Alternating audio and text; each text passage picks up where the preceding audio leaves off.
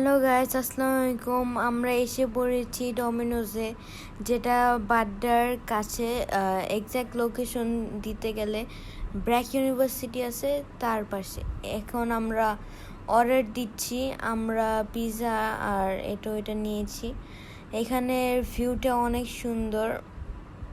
এখানে এসে আপনারা ভালো করে খাওয়া দাওয়া করতে পারবেন। এখানের প্লেসটাও অনেক সুন্দর, বাহিরে রোড সাইড ভিউ। এখন আমাদের পিৎজা এসে পড়েছে।